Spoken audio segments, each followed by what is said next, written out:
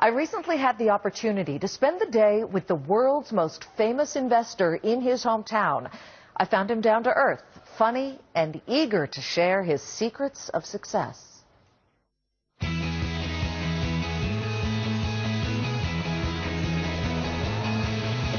To understand how Warren Buffett has gotten so rich, $41 billion according to recent estimates, it helps to look back to his childhood days in Omaha.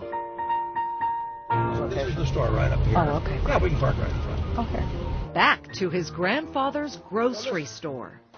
This store It's right here? was in the Buffett family until 1969, when my uncle finally retired. Went back to my great-grandfather, starting in 1869. So we lasted 100 years, not always at this location. This was the last 50 years or so. And we had a credit and delivery store. And my grandfather told me that the people who didn't pay their bills on time, and we got appropriately unhappy about them, and I would go out on delivery trucks, and it was quite an education. So you worked. I worked. You worked hard. The building, restored to look the way it did a century ago, is the place where a young Warren makes his first small steps toward big financial freedom. What was your first business? First business, actually, my grandfather would sell me chewing gum, Wrigley's chewing gum, and I would go around door to door in my neighborhood selling that. He'd also sell me Coca-Cola 6 for a quarter, and then I'd sell them for a nickel each, also around the neighborhood on hot nights. So you got your little 5-cent profit. Right. And I had a little thing that I sold the chewing gum in, and I was always trying to do something or other. What's the first piece of real estate you bought? Well, I bought a farm when I was in Washington. I bought a farm out here in Thurston County. How old were you? I think I was about 14. 14? Yeah, I had a 40-acre farm, yeah. Where'd you get the money? From paper routes. And you saved the money? Yeah. But I got kind of bored with the farm. I mean, once a year, the guy tell me we sold so many bushels of oats, and that was it, you know. Not as much fun as stocks. What was the first stock you bought? First stock was City Service Preferred Stock. How old were you? I was 11. You bought a stock at age 11? Yeah, I don't know why I wasted that time beforehand. I got started late. And how'd you do with City? Well, I made all of $5 on it. I had 3 shares. I bought it at 38 1/4. And I sold it around 40. It went down to 27 in between. And then after I sold it at 40, it went to over 200. From that poorly timed stock sale in 1944, he learns a lesson that becomes his legendary investment strategy. Patience pays, so buy 'em and hold 'em. Buffett figures out 2 other critical things about himself in the 1940s. What he's good at, and more importantly, what he likes to do. You say you tap dance to work. I tap dance to work. Don't ask me to do it now. We're talking figuratively now. Yeah, I want to see this. Yeah, well, you But would. that's how much you love it. I love it. I wouldn't be doing it if I didn't love it. I'd be crazy if I was doing something at age 76 with all the money in the world that I didn't want to do, right?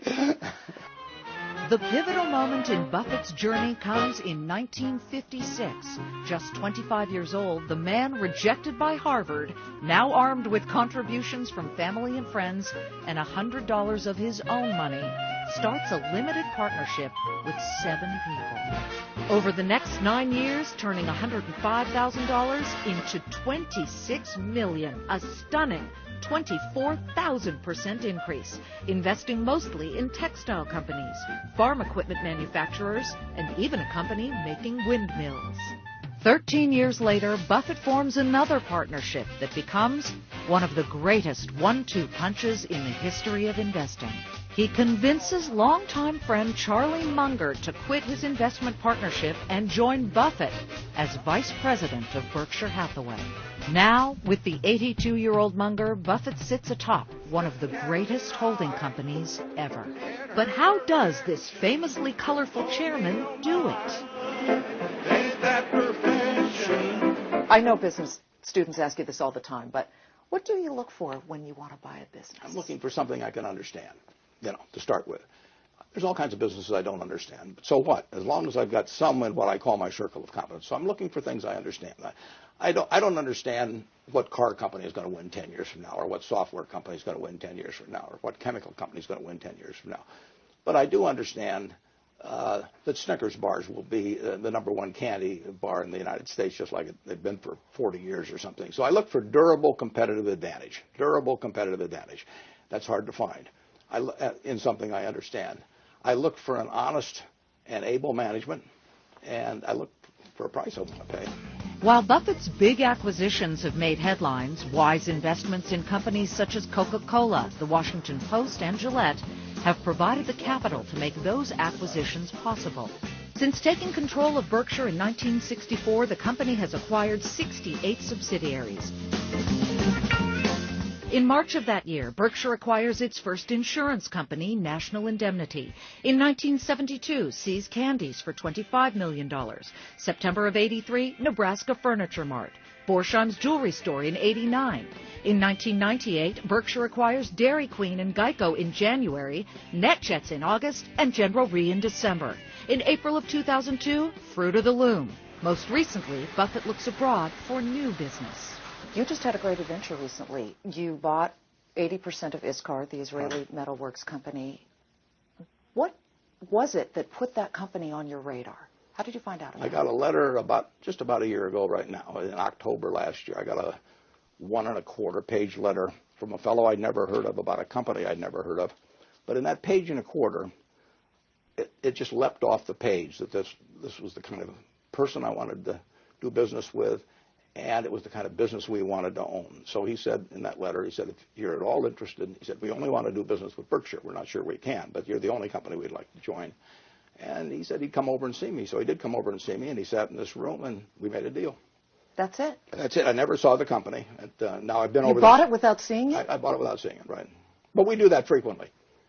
How do you do it frequently when you're notoriously careful about all your investments? Well, I have to size up the business, but I mean, but that's a background to being in stocks. I mean, if you put your whole net worth in stocks when you're 20 or 21, you don't know you haven't been there to visit the businesses. You're really analyzing their financials. You're trying to assess whether they have durable competitive advantage. You're trying to assess the quality of the management, the integrity of the management, and then you're trying to figure out whether you buy it at a reasonable price. And that's all we do. So you don't hire an army of Wall Street hotshots to pour through reports and finances? I don't think there is an army, actually, of hotshots, but there are an army of people who think they're hotshots. And we don't hire anybody, no. You don't talk like a lot of CEOs talk, or at least you don't act that way. A lot of CEOs might say that, but then they run their companies like they're the owners. What do you think when you read about that and you see CEOs? Well, I've commented a few times on that. But Berkshire actually evolved out of a partnership. I had a partnership back in the 1960s that bought control of Berkshire. A lot of those people still own shares of Berkshire. These people are partners, and I try to communicate with them in that manner. I try to act as if they're my partners, and I'm the managing partner because I got a lot of stocks. But if you were starting a business, you would want people who are in sync with you. I mean, it'd be crazy to go out and get a bunch of people who had different objectives. So we want to create a community of people who have the same time horizons, who have the same objectives, who measure us the same way. And that's hard to do with a public stock because anybody can buy it. But over time, by certain policies, certain communications, by not splitting the stock, we've really got a bunch of people who look at themselves as owners.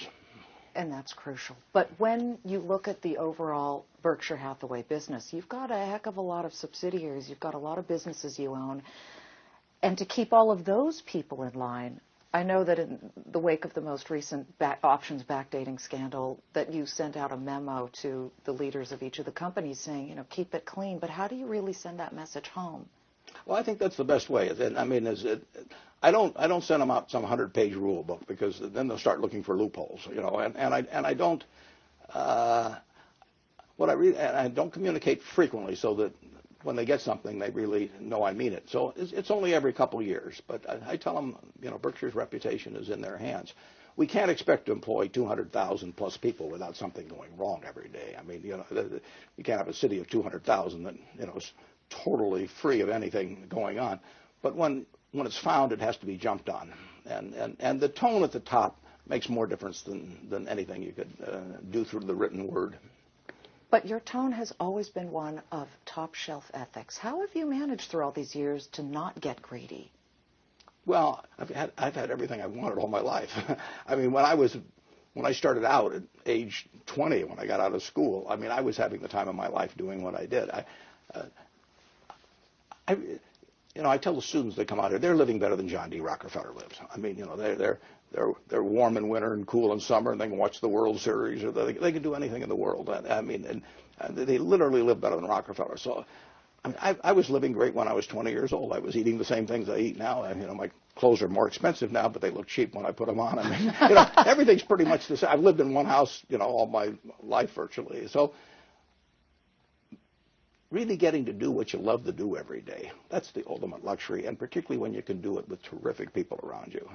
And so there wasn't anything to be greedy about. I had it. And that's the way you've stayed honest. Yeah, well, you know, I mean, why would I need to, if I would need to, nobody will ever know whether I'm honest in a sense. I mean, I never had 2 kids sick at home, you know, and not enough money to feed them or anything like that. I mean, that's you'll never know whether, you know, I would have held up a liquor store or something, because I never had to. When we come back, what's it like to have that much money? You'd be surprised. We'll show you how the Oracle of Omaha lives and why the world's most famous investor stays 1,250 miles away from New York in Nebraska corn country. Well, we were talking about how business works and mistakes that have been made. You know, what should IBM have done? What should Sears have done? And just to see the way that he had thought it through made me realize that I could talk to him my whole life.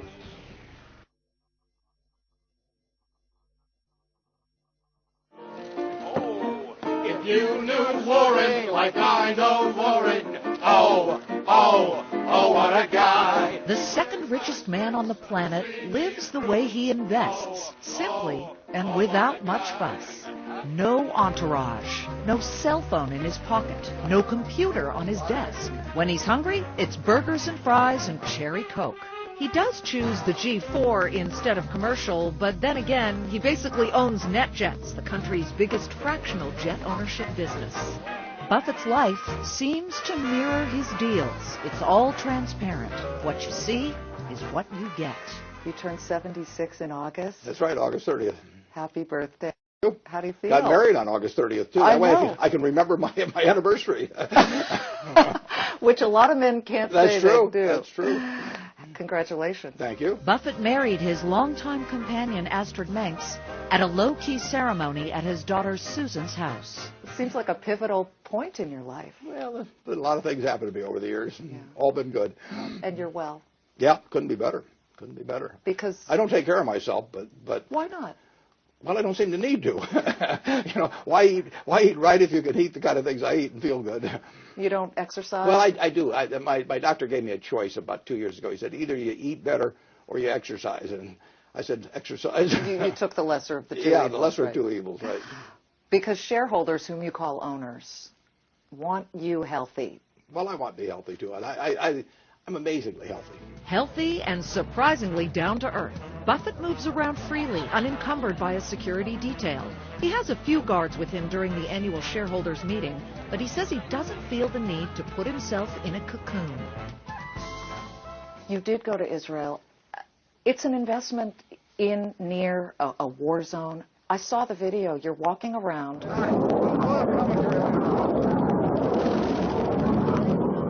Airplanes screeching overhead, patrolling.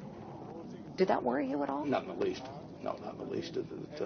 Our plant there is about 8 or 10 miles from the Lebanese border, and there were maybe a rocket or two that hit the parking lot or something of the sort. But you know, it can be dangerous being in this country too. I mean, who would have thought in Oklahoma City it was a dangerous place to be? You know that.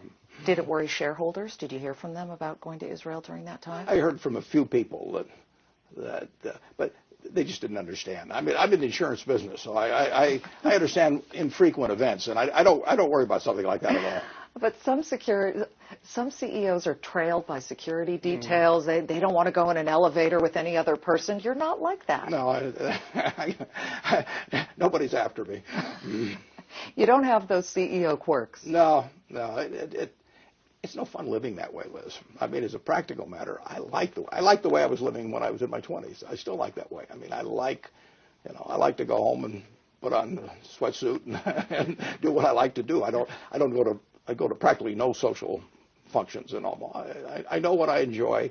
It doesn't tie in many ways. It doesn't tie in with how much money you spend. I mean, your standard of living is not equal to your cost of living. Here comes Omaha, right now.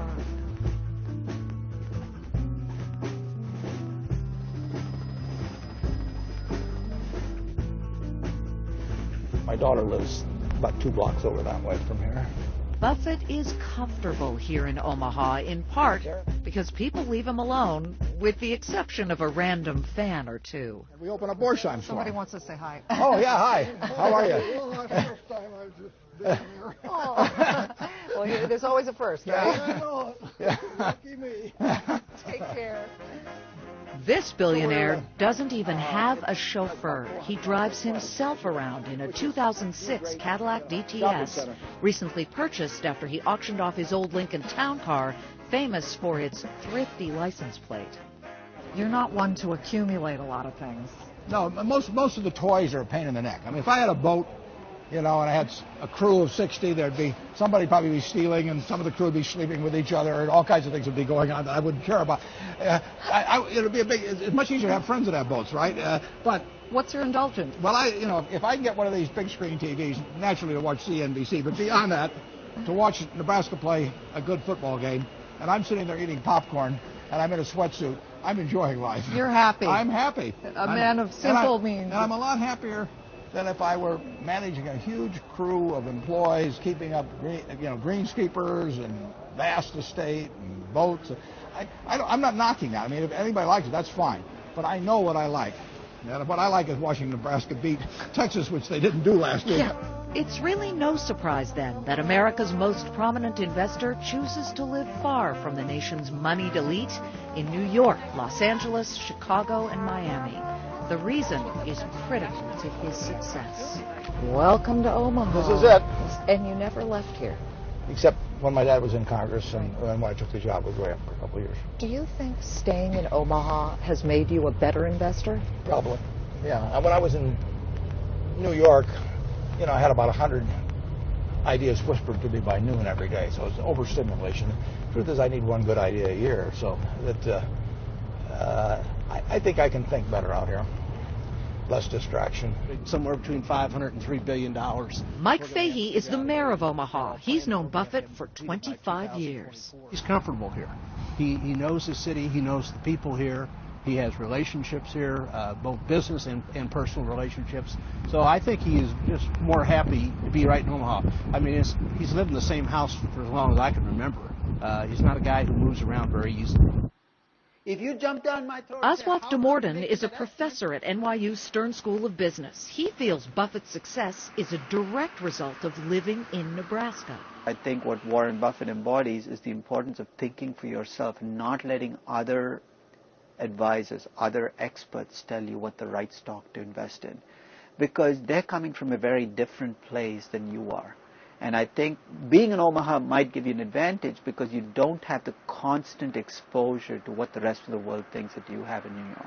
Growing up here, was it like a small town boy childhood? Yeah. You played baseball in the streets and football, and every member of the Buffett family has gone to a public school, and I still see some of the kids I went to grade school with periodically. So you do know that there's a sense of community in living here. It's home. Yeah, it's home. That's where Alexander Payne grew up in that, the fellow that did About Schmidt. Maker. Yeah, I did.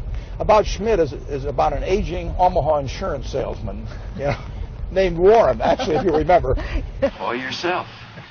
John Rusk, Eau Claire, Wisconsin. Warren Schmidt, Omaha. Now we're coming to my house where this yellow blinker is. Okay. And they're re-roofing it. It's on the left here. And you always stayed in this house. How many years? I've been in that house now for 48 years. I paid $31,500 for it to Sam Reynolds. Oh. He was a wonderful man. So you never wanted the big CEO type mansion? I've got everything I need. You got it all. I've got everything I need. More than I need. Coming up after the break, the Buffett effect. You want to know his secrets to success? You're not alone. We'll show you the industry built around the billionaire next door.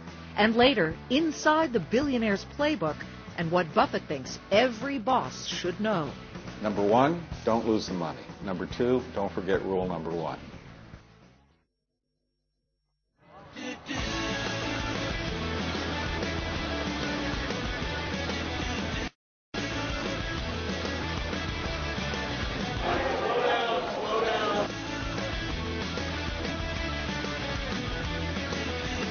Every May, more than 25,000 people descend on Omaha to hear what Warren Buffett has to say.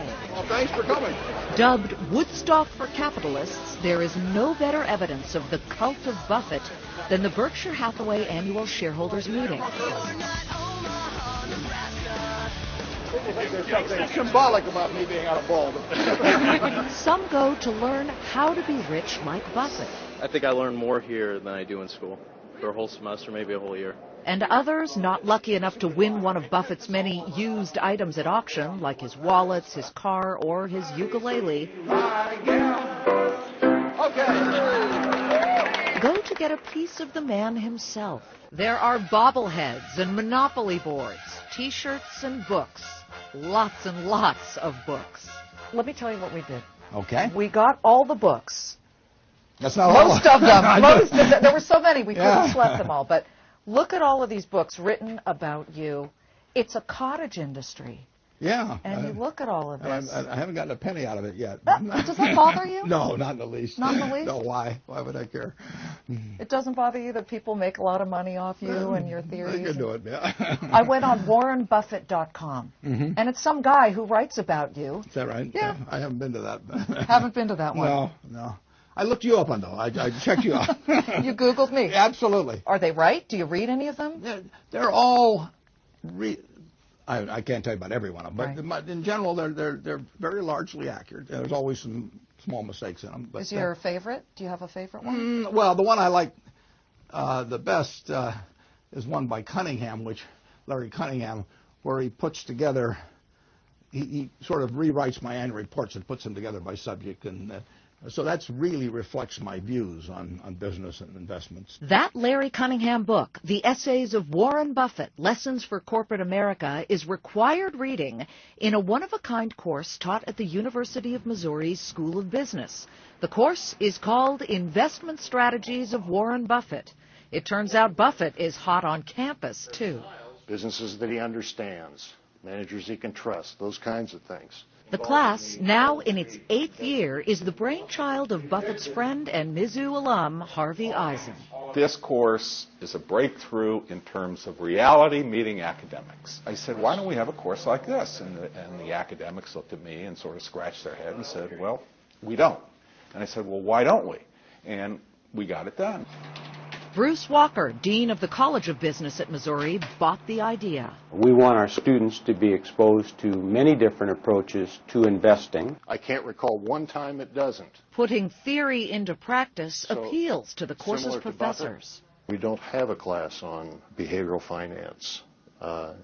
We don't have a course that specifically addresses governance. And these are two aspects to Warren Buffett's style that I think are very applicable. The Warren Buffett way translates into valuable and often untraditional lessons. It's not all about the numbers. Make sure to look at the management. And the way he actually gets into the companies. And making smart investments, making researched investments, making sure that you understand and trust a company. While students say the course is successful in teaching Warren Buffett's investment methods, the real question is whether Buffett's stellar track record can be replicated. Andy Kern was a student in the course and now teaches it. Investing like Warren Buffett can be learned. The success that Warren Buffett has had, I'm not sure that can be learned. Because there's something that Warren Buffett does that's special. And everybody on earth trying to figure that out together probably couldn't mimic what he does. Some of the things he likes. But that doesn't stop anyone from trying. I think it'd be awesome if I could. I'm not sure if it's possible, but I'm going to try. The course, fully funded by Buffett's friend Eisen, culminates in a visit to Omaha to meet the man himself. About 40 MU students participate in a no-holds-barred 90-minute question-and-answer session, followed by lunch at Gorat's, Buffett's favorite Omaha steakhouse. The MU group is just one of many that make the trek to Omaha each year. It's his way of paying back to an educational system that gave him everything he has. In learning about Warren Buffett's investing techniques, students are also learning about Warren Buffett the man. I think if there's anything that students can take out of the course, regardless of whether or not they learn to invest like Warren Buffett, they will learn that good business, ethical business, is smart business. Even though most of the students are not yet shareholders, Eisen takes a select few to the annual meeting each year in Omaha. Everybody goes to the shareholder meeting because it's an event. It's like Woodstock was in the 60s. The point is, all of that is nonsense. The reality is you can sit in a chair on your butt doing nothing and get 8 hours of wisdom from Warren Buffett and Charlie Munger. When you put this stuff on eBay, people spend $400,000, $500,000, $600,000 to have lunch with them. You can go for free. Free if you own a Class A share of Berkshire, currently more than $100,000 each, or a Class B share at $3,500, or if your parents do. Boy Shrines was for my mom, and my father loves his stock. I have a teacher tasting chocolate. This weekend has really rocked.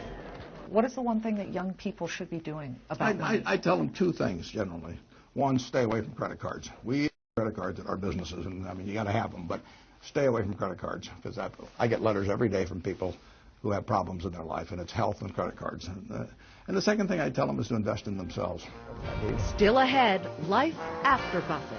Who could possibly fill those size 10.5 shoes? Turns out he's narrowed it down. Also, when bad news happens to good companies, Warren Buffett's school for scandal. And you'll hear from an unlikely friend, basketball phenom LeBron James. He always just said that just trust your gut, and that's one thing he's always done. He's never regretted making one decision he's made, either if he's gained or if he's lost. The Buffett playbook is taught, analyzed, and written about, but it is best summed up like this. Number one, don't lose the money. Number two, don't forget rule number one. Number three, look for unique companies that are hard to replicate. He calls that a moat around the business. Number four, he talks about circle of competence, which means in simple English, do what you know. Everybody in the stock market knows about the economy, about the Federal Reserve, about international. Warren focuses on what he knows, and he's made enormous successes at that. I've read 25 years of your annual reports. One of the things that struck me... We'll have a quiz here. I could probably answer the questions pretty well. One of the things that strikes me about your annual reports is that in almost all of them, at some point you say, we made a mistake or I made a mistake. I think in 1977 alone, 3 times you said we made mistakes. I probably made more than that in 1977. I'm probably hiding a few, but I believe in that. I mean, it isn't a report, is it? I mean, it's either a sales document or it's a report. If it's a report, it says what happened. If it's a sales document, you just list a whole bunch of claims and that sort of thing. But it's a report to your partners. The good, the bad, the ugly. Whatever. You're telling it. Yeah, and then they can judge me as to whether whether I've got the same standards in mind. I mean, if I think everything's rosy all the time, I might get, if I were you, I might get a little suspicious. Things haven't been all rosy for Buffett and Berkshire in the past. General Re, one of Berkshire's insurance companies, was caught up in the AIG insurance scandal just last year.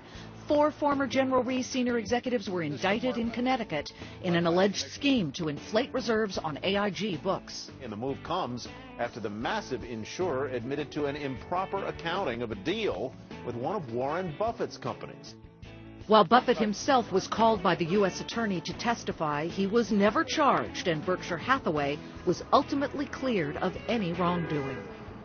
In the early 90s, Buffett, on the board of Salomon Brothers and holding a $700 million investment in the company, became interim chairman after a bond trading scandal. In the 10 months he spent at the helm of Salomon, Buffett cleaned house, firing all involved in the mess, and he testified before Congress. Virtually all of these employees are hardworking, able, and honest. It's widely believed that he saved Salomon. One of Berkshire's latest moves takes the company into more turbulent water. Lloyd's of London, you say you're in the insurance business. You just made this investment in Lloyd's of London's asbestos liabilities. We wrote a policy that protects the former members of syndicates at Lloyd's against very adverse development of primarily, significantly asbestos liabilities in the future. But Mr. Buffett, who looks at asbestos liabilities and says, now that's a great business? And this is a little nonconformist. Well, we insure things. I mean, we're the biggest insurer of really high-risk type things around. And so... You don't fear risk? No, I mean, it's going to happen occasionally. I mean, we lost last year, we lost over $3 billion in the hurricanes. This year has been a good year, but that's what insurance is about. It's about you transferring your risk to me in return for paying me something. Big storms did bring big losses in 2005, but Berkshire recently reported a $2.7 billion third quarter profit, up from $586 million, thanks largely to a light 2006 hurricane season. It's Buffett's willingness to take a hit and sticking to what he knows that makes him so successful. A decade ago, while everyone was rushing into tech stocks, Buffett turned away. Interestingly, Berkshire stock hit a low, I guess at that time. The same day the NASDAQ hit the high. The same day as the NASDAQ hit the high. What does that tell you? Well, I thought it was crazy. But your formula you stuck with, and it works. Well, I know what I know how to do, and I don't know how to do other things. So you don't tweak it qualitatively or quantitatively? No. If it isn't going to work the way I run things, I should get out of here. I mean, it's very simple, and I can't play the other guy's game. So you're not one of these people who has every Tuesday direct reports and all of that? We don't have a single committee meeting of any kind. Zero. None. Our managers never have to come to Omaha. They may come for the annual meeting just because they enjoy it, but not all of them come. But there are no meetings. Zero. And I tell them, whatever figures you're preparing that you would think you would enjoy if you were in my spot, just send them along to me. But you don't have to do anything different than you're doing. They own their own businesses still. I hand them a lot of money, they hand me a stock certificate, and the next day they still are running their businesses. Because you don't want to have to find new management. Well, no, I can't. I mean, I don't know how to do it even. I mean, and I mean, these are people that are 400 batters, coming in, and they do not need me telling them how to swing, or where to stand in the box or anything of the sort. I buy them because they're good. Buffett tells me during a tour of Omaha that there is one thing he requires of each CEO. And I tell them, I ask them to send me a letter that I will keep in a private place that will tell me what to do tomorrow morning if they're not alive, in terms of their successor. And that's it? That's it. That's it. And the nice thing about it is they don't die. He got that letter when he bought Nebraska Furniture Mart, a $60 million deal over a handshake with the legendary founder, Rose Blumpkin. Did you feel nervous at all when you signed on that bottom line? Not in the least. No. I felt like I was in my mother's arms. No. I mean, I was buying the best. I was buying a great operation. I'd seen it work for decades. I was buying a sensational family, not just Mrs. B, but her son and grandsons, and who were going to carry on. And it was a total no-brainer. And the profits every year? Gone up over the years, yeah. What are we at now? A lot. But we still have the lowest prices of anybody, Liz. Profits are about $400 million a year. Mrs. B's grandkids run the mart after her death in 1998. But Buffett helps move the merchandise. The store offers the Berkshire bedding line. The deluxe model is, of course, the Warren. I'm happy to test anybody's mattress personally. I mean, I'll spend all afternoon on it. All right. Well, let's. You kind of endorsed this, didn't you? Oh, definitely. Here, gosh. Let me give this a little quality check here. Oh boy. Definitely the top of the line. It's good. A distinction Buffett's managers bestow on him as well. You make a slip. Oh, Bob Batt is Mrs. B's grandson. And so from the very day Warren doesn't want to interfere in the business, but yet he is the greatest business advisor or business partner one could ever have. You couldn't ask for anything more. From mattresses to diamond jewelry.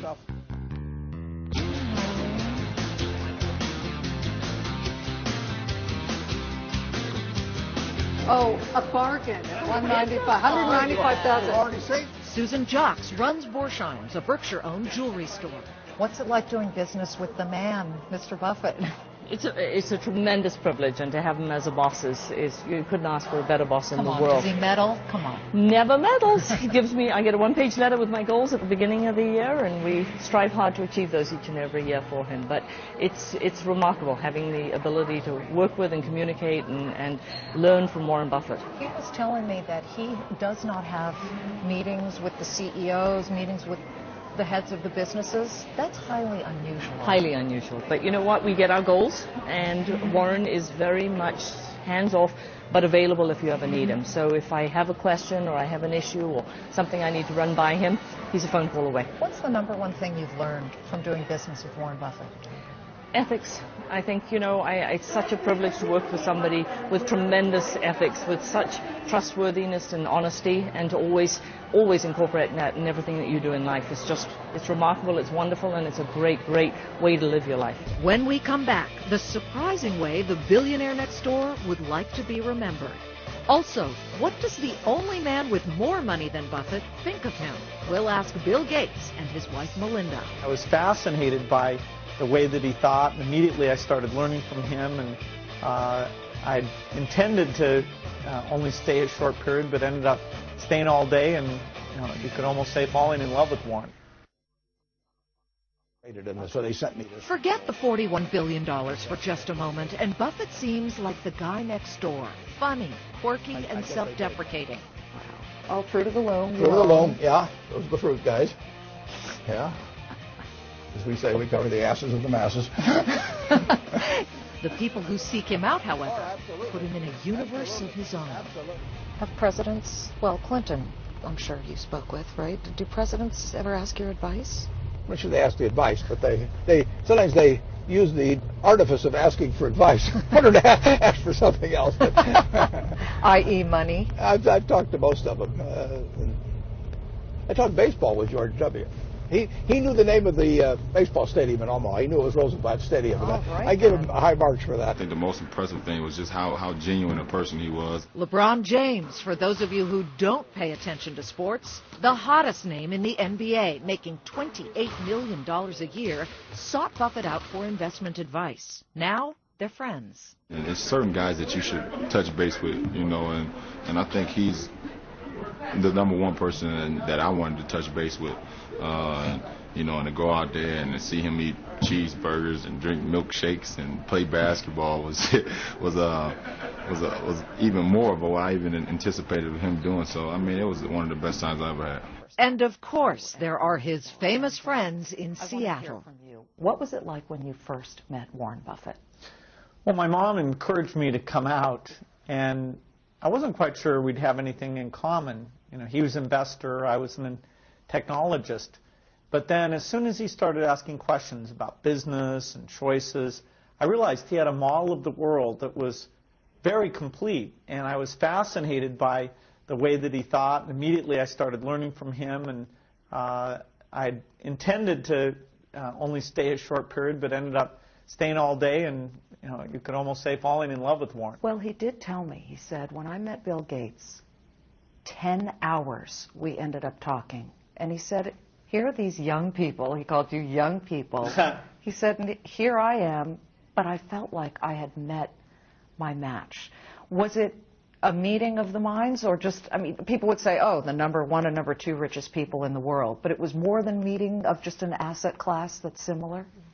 Well, we were talking about how business works and mistakes that have been made. What should IBM have done? What should Sears have done? And just to see the way that he had thought it through made me realize that I could talk to him my whole life. He always throws in things, where he's made a mistake or something, but he's got the best mind of anyone I've met, and we could have gone on forever. In June, Buffett shocked the world, giving away almost all of his fortune, the largest charitable gift in history. You just gave $31 billion of it to the Bill and Melinda Gates Foundation. It's probably more now that the stock just jumped up higher. A little more. I've committed that. Yeah, we gave total about $2 billion this year. In your wildest secret dreams, what do you hope that money will accomplish? Well, I hope it accomplishes just what they've set out to accomplish. I've observed their foundation very carefully, and Bill and Melinda decided, initially they were spending about $1 billion a year. They decided they were going to try and figure out how to save the most lives, relieve the most human suffering. When you got the call that he was going to give some $31 billion to your foundation, what was that moment like? You know, Warren, he's always got a logical way of explaining, you know, exactly why he's doing what he's doing, and it was brilliant the way he chose to do the announcement and, you know, involve his kids and support the things they're doing. You know, and for us, it just makes us feel so responsible to make sure the money is spent well. I've got some people where I'm saying you can give it away better than I can, so I'm turning it over to you, and you do a better job of giving it away. What about his company? Buffett is 76 years old and knows that at some point he'll have to hand over the reins. You and Charlie have been so successful at your formula and following through with it. People have more of an interest, a greater interest in the succession plan.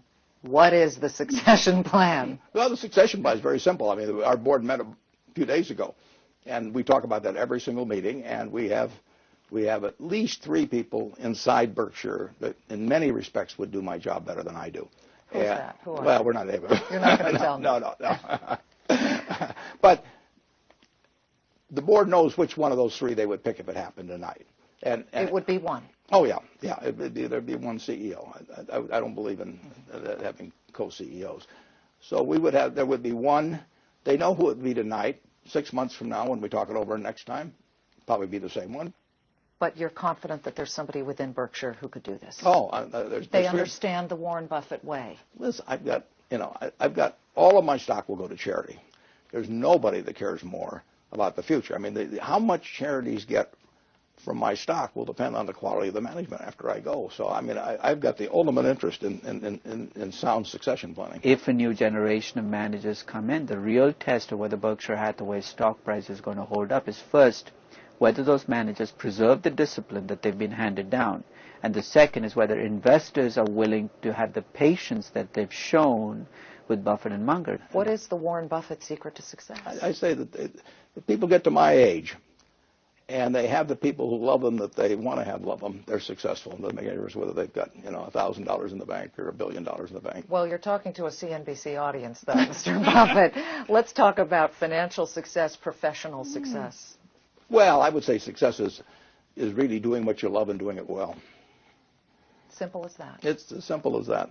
I've never met anybody doing that doesn't feel like success, and I've met plenty of people who have not achieved that and whose lives are miserable. Is it fair to say that your lives have actually changed having met Warren Buffett? Absolutely. Oh, absolutely. I've learned so much from Warren and had so much fun with Warren. And, I feel like we have to just do the best job we can to honor everything about Warren. Warren is an incredible friend. I think in addition, when you see somebody who's lived their life the way Warren has, he also teaches you about friendship. He just has this happiness about life. Oh, yeah. Spend a day with Warren Buffett as we did, and you'll find for all his wealth and success, he still doesn't take himself too seriously, even in the end. What do you want your legacy to be? Well, I've always said on my tombstone, I just wanted to say, my God, he was old.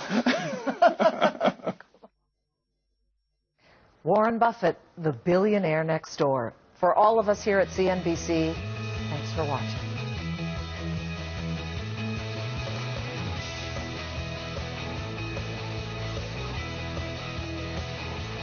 Hello. Yeah, that's the truth, guys. Yeah. As we say, we cover the asses of the masses. Before Thanksgiving, around about this time, we would have a turkey in this front, a live one, called Pretty Boy, and all the customers would come to the store and see Pretty Boy, and the grandchildren would hate it because the thought of eating Pretty Boy on Thanksgiving was a little hard to handle. When you and Charlie spot a company you want to buy, one that winks, so to speak, at you, what's that moment like? Well, I'd like to say almost orgasmic, but I don't think I should say it on the air just like